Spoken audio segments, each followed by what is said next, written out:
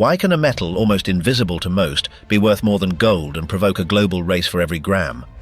Palladium is not found in shiny nuggets. It is trapped in complex minerals, buried kilometers deep and mixed with nickel, copper and other platinum group metals. To extract it, an unrelenting industrial chain is required. Geological exploration, underground mining, crushing, milling, flotation, high-temperature furnaces, and precision chemical refining. Let's see how an ordinary rock ends up transforming into high-purity palladium, ready to power catalysts, electronics, and industrial processes worldwide.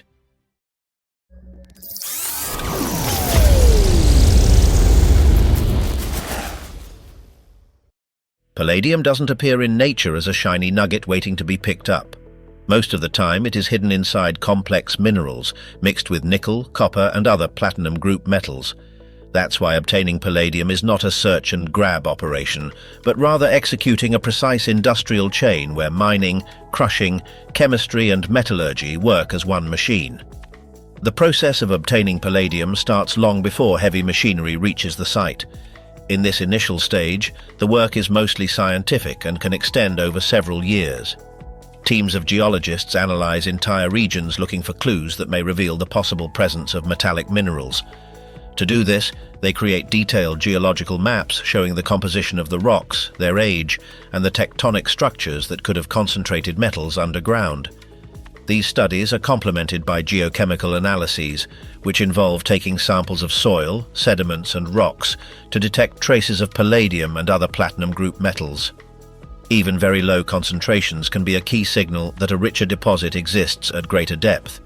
In parallel, geophysical methods such as magnetometry, gravimetry, and seismic studies are employed, which allow us to read the interior of the Earth and locate anomalies that are not visible from the surface.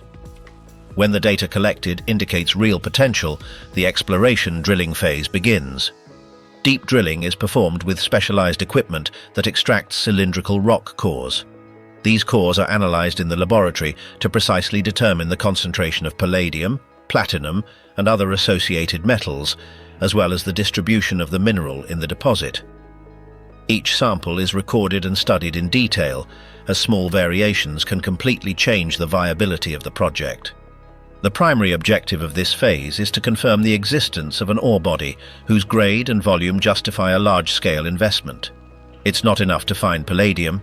It must be present in sufficient quantities and in conditions that allow for profitable and sustained extraction over time.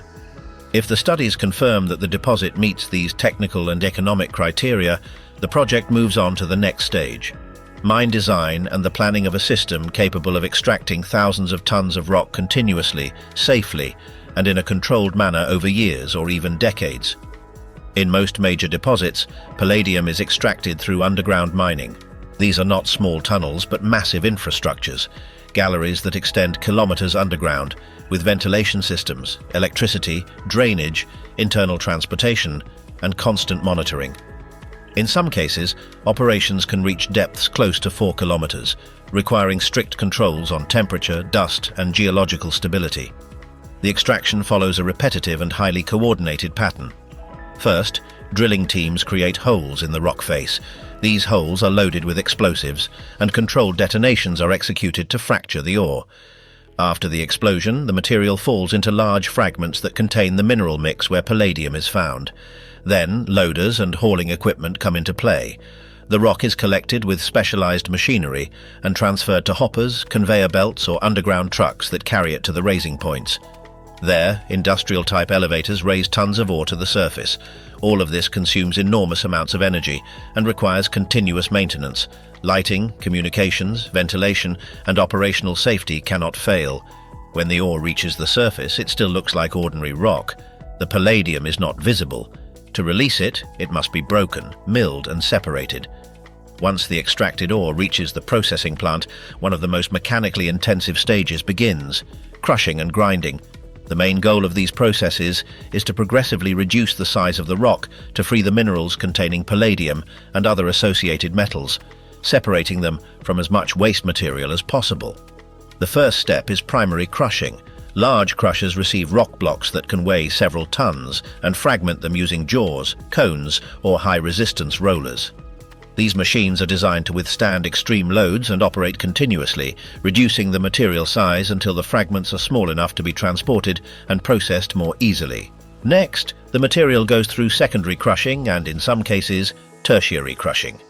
In these stages, the fragments are further reduced using equipment that adjusts its opening and speed to achieve a more uniform grain size. Each size reduction is carefully calculated, as excessive crushing can unnecessarily increase energy consumption, while insufficient reduction makes later stages more difficult. After crushing, the ore enters the grinding phase. In large mills, the material is mixed with water to form a slurry and subjected to the constant action of steel balls or rods that rotate and fall due to the rotation. This repetitive movement gradually disintegrates the rock into very fine particles, similar to wet dust. Grinding is a critical step, as it is here that the grains containing palladium are truly freed from the surrounding rock matrix. The finer and more controlled the grinding, the greater the chance of successfully separating valuable minerals in the later stages. However, achieving the optimal size requires a precise balance between efficiency and energy cost. For this reason, processing plants operate as integrated and highly automated systems.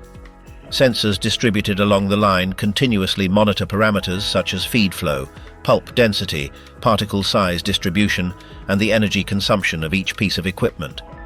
These data are analyzed in real time to make automatic adjustments that keep the process stable.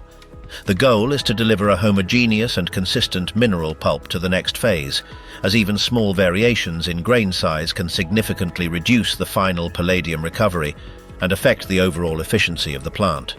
After grinding, one of the most decisive processes follows: flotation. This is a concentration technique that uses chemistry and air to separate minerals by their surface behavior. The mineral pulp is directed to large flotation cells filled with water. Specific reagents are added: collectors, frothers, and modifiers. These compounds selectively adhere to particles containing palladium and other platinum group metals, making them hydrophobic, that is, water-hating. Next, air is injected in the form of millions of fine bubbles. The hydrophobic particles stick to these bubbles and rise to the surface, where they form a dense foam. In contrast, most of the worthless rock remains at the bottom and is removed as tailings. The collected foam is not pure palladium. It is a concentrate with a much higher proportion of valuable metals than the original ore. This concentration makes a huge difference. It reduces the volume of material to transport and makes subsequent metallurgical stages feasible. Even so, the concentrate still contains a mixture of sulfides and various metals. To separate the palladium from its companions, high-temperature metallurgy and chemical refining are required. The concentrate is sent to metallurgical plants where it is subjected to high-temperature furnaces. In this phase, the goal is to melt and reorganize the components into separable phases, forming a matte rich in metallic sulfides and slags with impurities. During smelting, temperatures, atmospheres, and additions are controlled to maximize the capture of platinum group metals in a concentrated phase.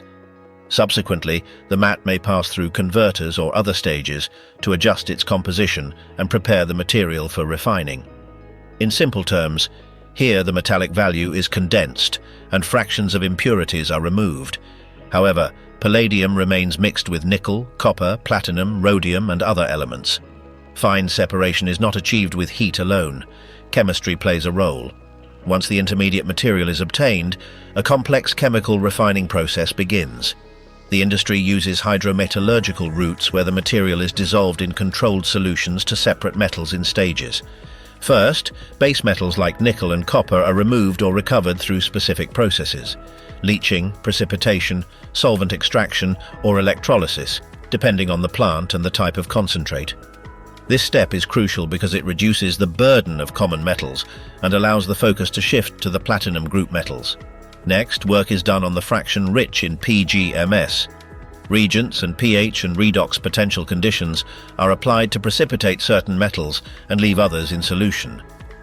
Palladium is separated by taking advantage of its ability to form specific chemical complexes, allowing it to be selectively precipitated or extracted.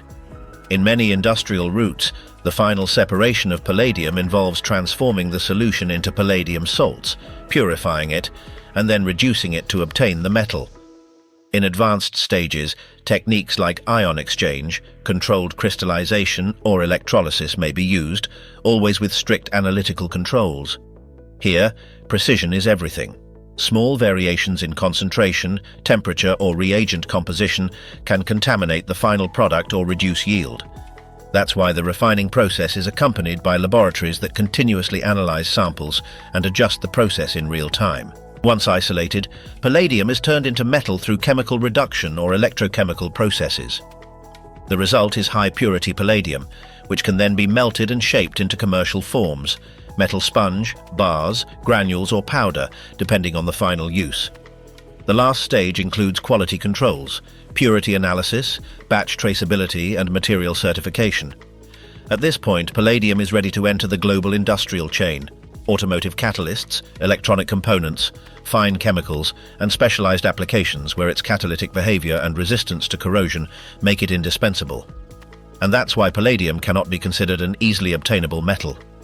Behind every small volume produced, there is a tremendous industrial effort involving extracting, transporting, and processing enormous amounts of rock to recover just a fraction of useful material. Each gram requires successive stages of crushing, grinding, and concentration, followed by complex chemical and metallurgical processes, in addition to the use of industrial furnaces that operate at high temperatures and under strict controls.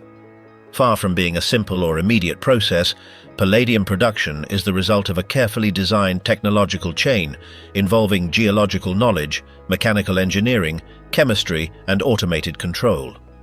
There are no shortcuts or tricks.